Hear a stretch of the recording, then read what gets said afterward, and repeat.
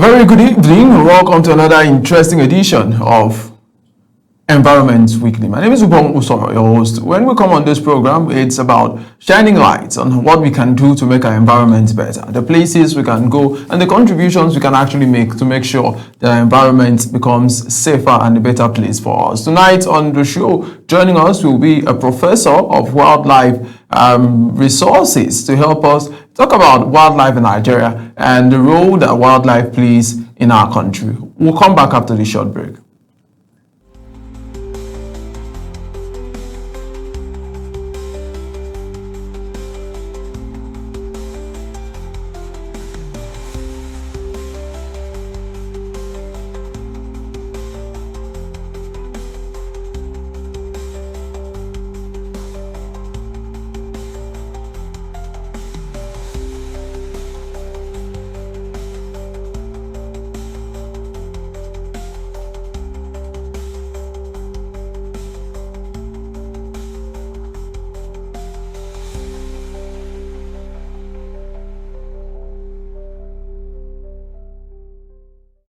All right, so joining us now is a professor of wildlife resources, Professor Adam Enyang, who's done a lot of work around wildlife conservation as we look at this topic today on the program. Thank you so much, Professor, for joining us on the program. I'd like to start on a lighter note. How are you? And I know you do a lot of work and you barely have time to rest, but how are you at this time? Well, I know, even though I'm not a wicked man, they say no rest for the wicked. What can I say? I'm fine. Idleness almost will kill me. That's why I'm fine when I work. Absolutely. Absolutely. So today we're talking about wildlife conservation and emerging threats to ecological balance. Can you lead us through the topic wildlife conservation and why is it important and gaining national traction and even international traction at this particular time? Well, you see, life on Earth as a whole, from the North Pole to the South Pole, in the land, on the land, the desert, on the mountain tops, even in the oceans, in our lakes, even freshwater systems, life is interwoven. Right. Nature endows all with all manner of products and services. For example, you will see that the water we drink and shower and wash comes from nature, and not just the rain that falls from the sky. You will realize that the system of circulating water has to do with plants and animals, even for the air we breathe, even for the food we eat. The plants, for example, if butterflies should disappear on the surface of the earth, mankind will disappear along over a little period of time because there will be no more food for mankind to eat. And so the interwoven nature of life on earth makes our survival to be like a chain or a necklace that you see women wear. If one of the chain is broken, the necklace becomes useless except you mend it. So life on earth, for mankind, for animals, for every living species, are interwoven and interrelated. I want to say categorically that many people don't understand when we say that man needs animal more than animal needs us. I'm saying it emphatically because the animals can survive on their own without us. but we cannot survive without them. Sincerely speaking. So we need them not just for the consumption, we need them alive than they need us. Mankind has become the major problem for the survival of our species, our environment, because of the global economic depression, the anthropogenic activities of humans have helped to destroy the earth, destroy, the balance of nature that God created for human survival and well-being. You find people polluting the earth, you find people destroying the environment, which leads directly to what we call human-wildlife conflicts. So, in line with this topic, you will see that there are a lot of emerging threats to the survival of wildlife and ultimately to our detriment. So this is what, if one considers the situation in Nigeria particularly, we can outline specific emerging threats that, if not addressed holistically and intentionally, we may end up hurting ourselves and disrupting the balance of nature. Because by our activities, I want to say that we have really disrupted what we call planetary boundaries, which you are aware of.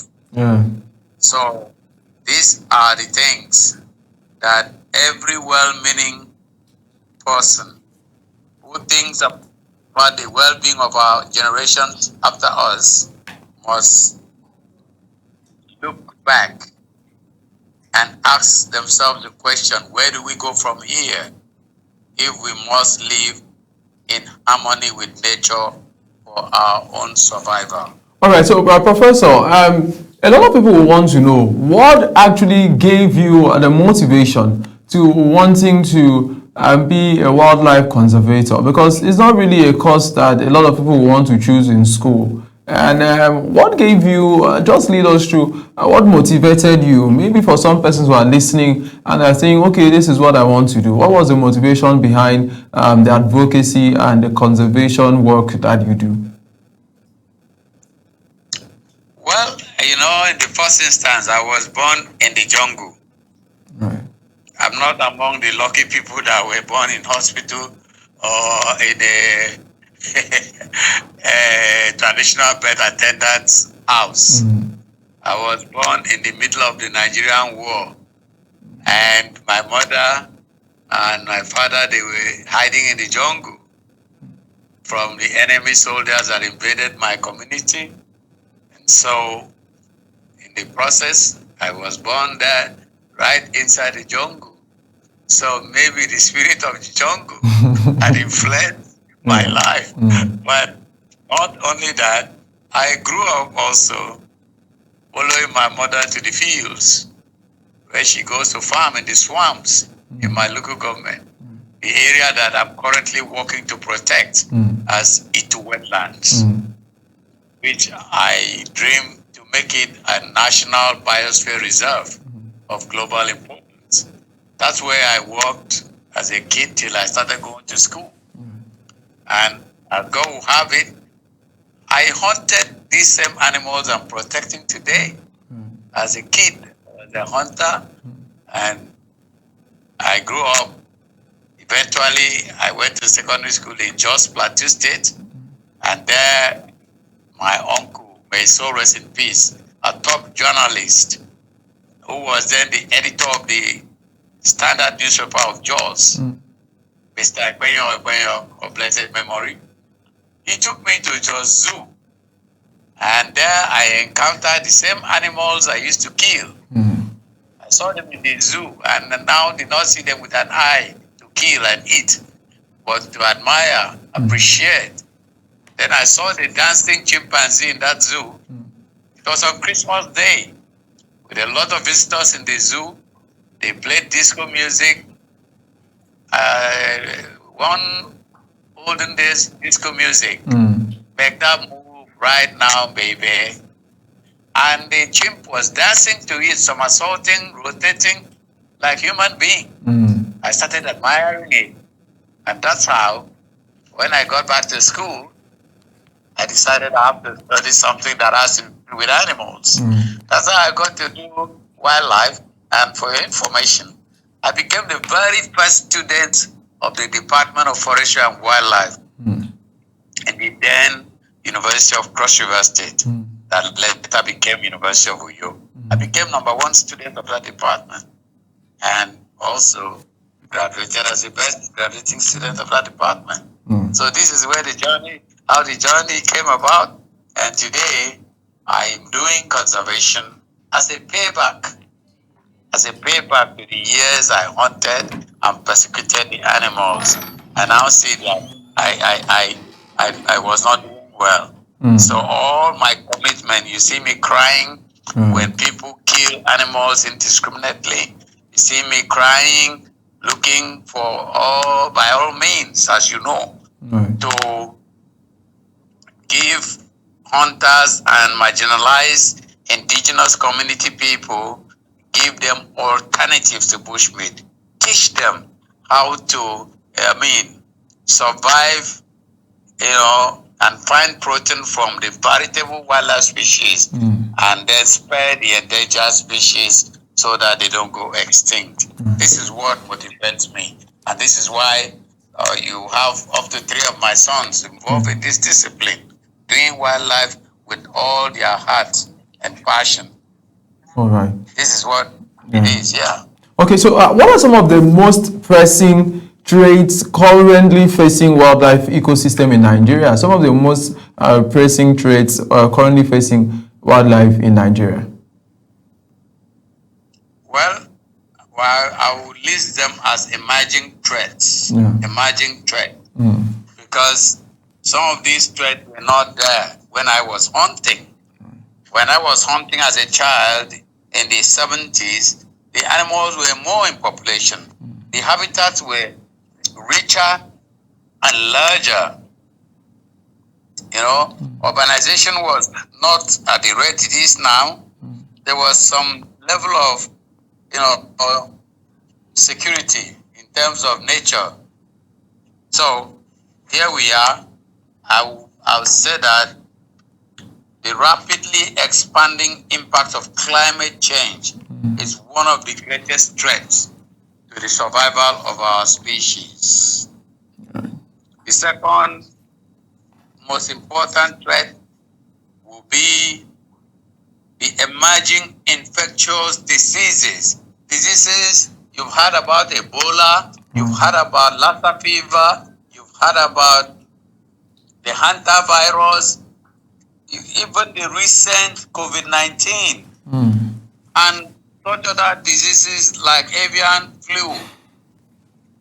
So, you find out that the Rift Valley fever, for example, are pandemics in their scope and prevalence. And they all have to do with animals. But they didn't just come from the blues. A lot of the changes in nature has aggravated this situation, like the climate change we are talking about. The seasonality of weather parameters, the temperature changes, the ice cap melting, all these situations have pushed animals beyond their scope of, existence. Or you'll be surprised to hear that even marine mammals, for example, or marine ocean, and so on, they die. They strand on the beaches, not because they have gone mad, but because of changes in the acidity of the ocean, changes in the temperature. They now range beyond where they're supposed to go. Some of them, their quivers at the bottom of the sea are no longer producing water. You find sea turtles cannot find sea grasses again to graze at the bottom of the ocean. They now come to land to graze, and then they get caught by people. So the places that are supposed to be their nesting ground are flooded by ocean currents, and then they cannot nest again because their eggs cannot reproduce underwater. That's why they normally come to land. So this is a serious situation, and by their ranging of their natural boundaries, they get into problem with viruses and other pathogens that cause diseases. Many of these diseases, mankind does not know about them. The number 3 thing will be the escalating human-wildlife conflicts, which is caused by people who have gone beyond their scope of influence. People are sand filling, wetlands, like in Lagos. In other places, lakes, natural lakes are not respected. In Abuja, people are building natural waterways. Go to Calabar, you see people sand filling. Port Harcourt, the same thing. So, with this, there are species that were supposed to live naturally in those places. When we sand fill those places, we deprive them of their natural, habitats. And then they have to go to other places. They down lead to conflict. That's why you see snakes in houses. Snake killing people in their toilet inside their home. It is we that have invaded their own habitat. Right. So the other thing is the severe habitat pollution. At least you are aware of what is happening in the Niger Delta of Nigeria. Yes. We have been crying over the years about Ogoni land. And then all the cleanup that has been done, how much of it, is sustainable. But even when you are cleaning up, more and more pollution are coming from other sources. The gas flaring is going on.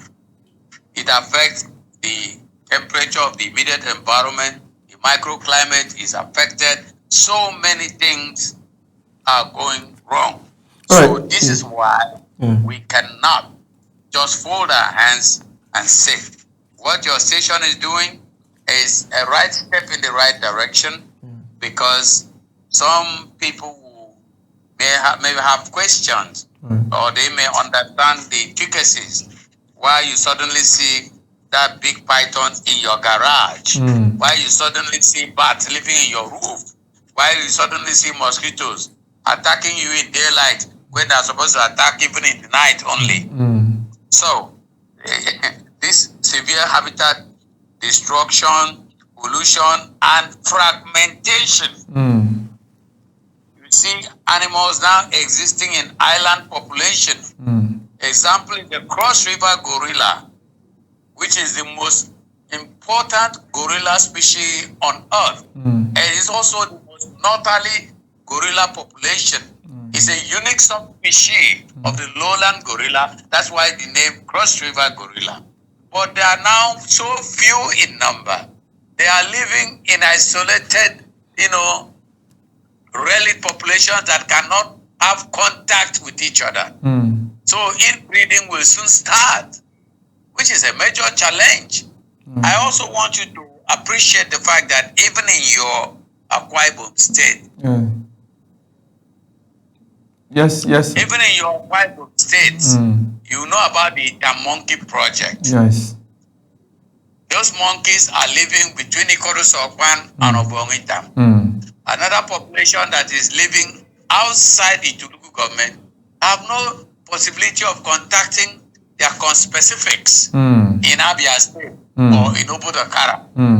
So this is a threat to their survival. That's what we call habitat fragmentation. Then the last but not the least is the one that I did when I was a kid. Illegal hunting, illegal fishing, and the trafficking in Yeah. endangered species. Trafficking. Let's even look at the wildlife traffic trade in Nigeria, and especially in the north. We see, even on the streets, we see a lot of joints, a lot of places. Could they say this is a wildlife spot? So if you want to get wild meat, you go to those places. How are we regulating, and what have been done concerning that? Well, there is a lot of issues around illegal wildlife trade in Nigeria. I want to tell you that at least the CITES desk of Nigeria, that is the Convention on International Trade against wildlife species, we have this,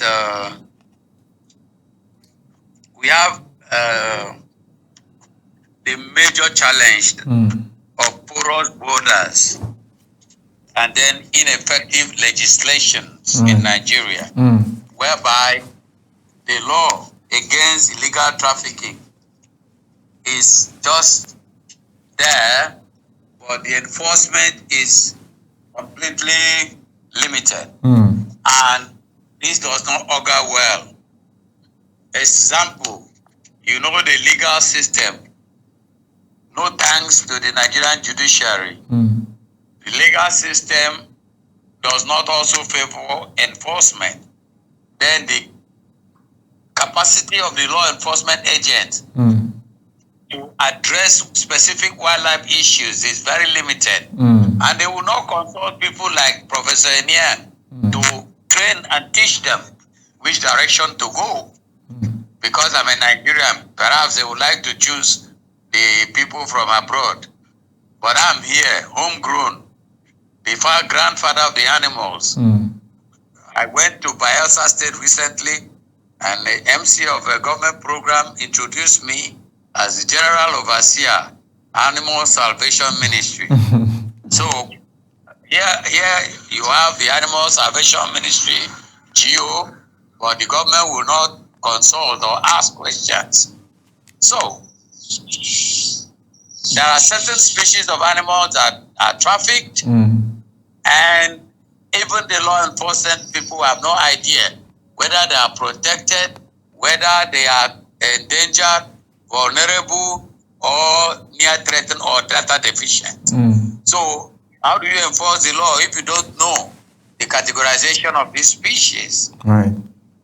Relevant competent authorities of the government, the National Park Service, the activities are restricted to the protected landscape alone, the national parks in the country. NESREA, the authority that's supposed to protect the animals outside the national parks. Right. That is every other occurring animal in all the places in Nigeria. Oh. How many places in NESREA office? Prof, I'm being warned by my producers that our time is fast spent. But before we go, thank you so much for joining us today on Environment Weekly. Talking about wildlife conservation is an ongoing conversation, and we know when next year in Abuja we'll have you live in the studio as we have this conversation. But before you go, what are some a few words in 30 seconds that you could say to those listening to you now? I want to say that the federal government of Nigeria presently through the National Assembly have just, released a new law for protecting the wildlife. Once the President, His Excellency, Bola Tinubu, President Bola Ahmed Tinubu, once he assents to this law, that will be a new lease of life for the wildlife, protection and conservation in Nigeria.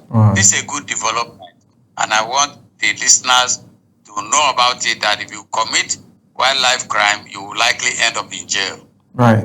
Thank you so much, Professor Edem Enyang, the Professor of Wildlife Resources. Thank you so much, Conservation, at the University of Uyo, and highly sought after professor. Thank you so much, Prof, for taking your time to talk to us today. My pleasure. All right. Well done. And that's the size of our program for today. Remember, like I say anytime when we come on the show, we must love our environment and do the right thing at all times. My name is Ubong Soro, and I'm saying bye for now.